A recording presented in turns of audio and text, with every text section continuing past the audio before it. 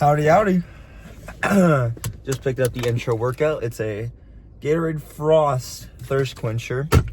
And the weird thing about these is, back in the day when I used to play soccer when I was really little, the normal light blue Gatorade wasn't Frost, but it tasted exactly like the Frost flavor. Well, it was a little better, but also could have been because I was tired and I was really thirsty from after my games and practice and stuff. Because I barely ever had water as a kid. That's probably something I should have had a lot more, but barely had any water. It was Gatorades, pop, a lot of sugary stuff, but I was always super skinny. But yeah, man, so got this. But today's workout is going to consist of back and biceps, maybe some shoulders.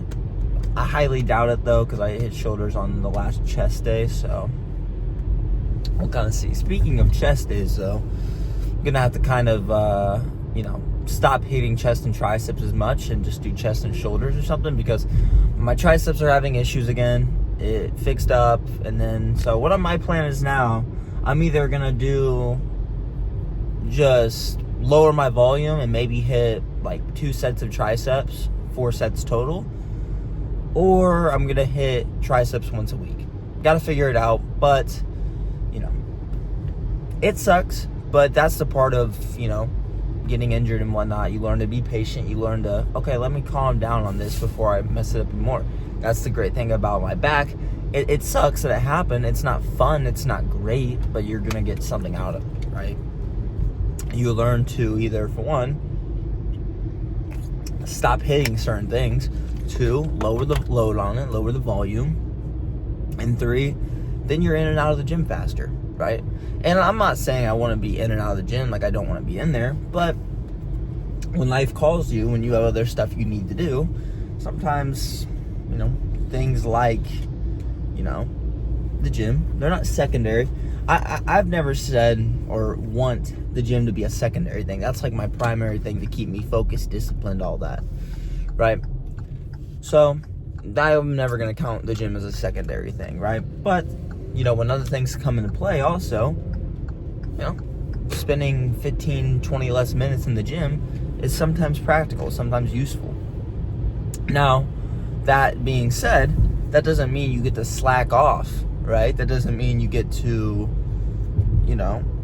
be lazy. That doesn't mean you get to be undisciplined. That just means, hey, we get to be more disciplined outside the gym, right? Because if I just said here now, I'm injured, can't really do much, I would just not hit the gym for 4 weeks total. No, that's stupid. What we do is, okay, we can't, Tom Platz, he trained with a tore bicep with back day, but he just did it differently, so he didn't have to train with it. He went to Mike Mincer, and trained with all the Niles machines. And that just goes to show you that, okay, we could do this, right?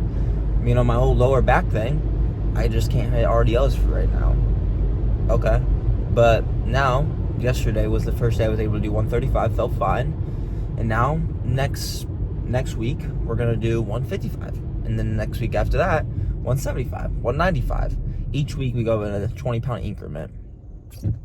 So, I'm excited for all the future news and everything. But, yeah, nothing really more. I think my cardio today is probably just going to be the bike. Maybe. Might hit some bag. I don't know. I'll figure it out. But, yeah, man. Super excited to work, Let's get it. So, now we have 1 set of a upper row, mid-back, upper back row here, chest supported, especially because that's how you get the most stabilization and the most out of the movement. Use less your core, lower back, and everything, so it's just better overall. When those reps get harder and you can't pull back as far, make sure you hold for a second. Just really squeeze that back and get a deep stretch at the back. And make sure you're flattening your elbows out rather than tucking them in, because that will hit more lats than anything. And we're trying to focus as much as we can on our upper mid back. And now we are going to be working on our lats. We're going to be doing weighted pull-ups. We're just going to be doing a 10-pound dumbbell here. It's a little hard, so if you see me kind of like reset, it's just because the dumbbell is kind of too long. So I wish I had a weighted belt, but I didn't here. But we're going to just be doing one set just to all-out failure once again. And then after we can't do any more weighted pull-ups, we're just going to go straight to just normal pull-ups after this.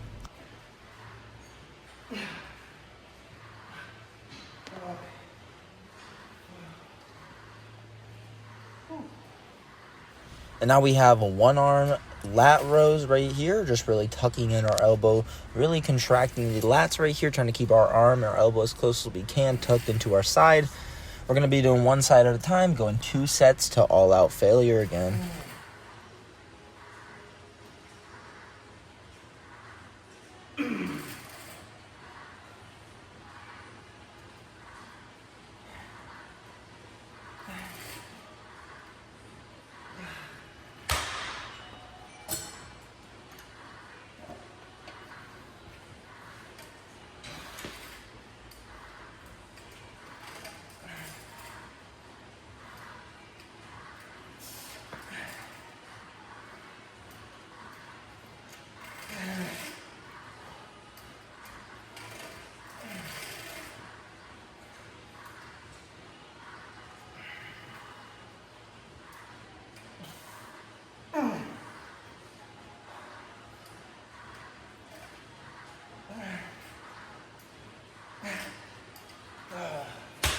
Now we're going to be doing one arm and one set once again. And I like to do this mainly because it focuses on one side more than the other when you're doing this. And it's just, you're able to get a deeper and more squeeze of a contraction, I think. And you're able to go a little heavier. And I like to hold on the side because you're able to use less stabilization when you're doing this. So train heavy and hard when you're doing this. Really explode up. Don't roll the shoulders forward or backward whenever you do this movement. Train to failure. One all-out set, like I said before.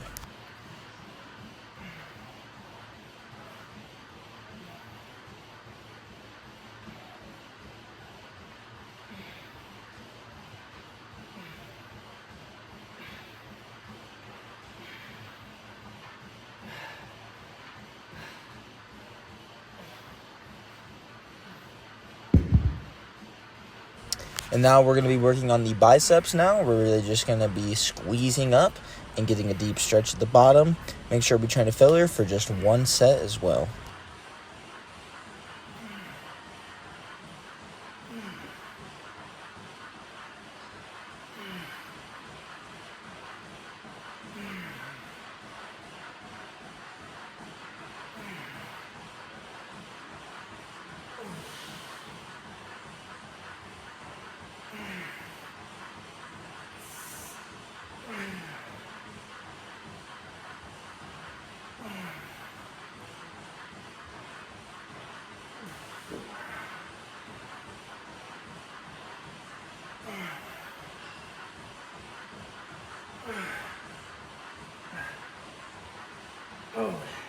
And now we're going to be doing 2 sets of this right here, just really focusing on the short head of the bicep, really just squeezing at the top, going to failure on both sets once again.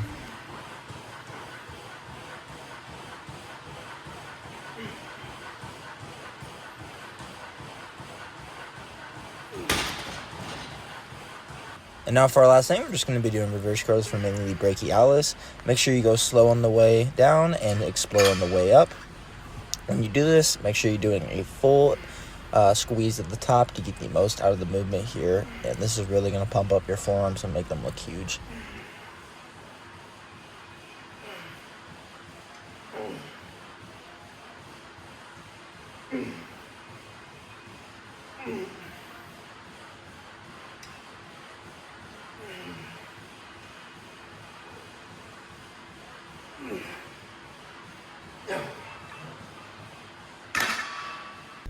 All right, so we're out of the gym now. Gonna be doing a little DoorDash, eating, then working. And we're done there for the day. And then just, you know, nothing more left, you know. Other thing you guys didn't see in the gym there was some wrist curls. And then some forearm curl things. just because, I mean, they're not the most entertaining thing, and I wasn't able to do, like, on my wrist, on my forearm curls, I wasn't able to do the real weight on one, so I just got to squeeze, because wrist curls and forearm curls, like light forearm curls, are good for rehabbing your elbow, so that's what I'm doing currently.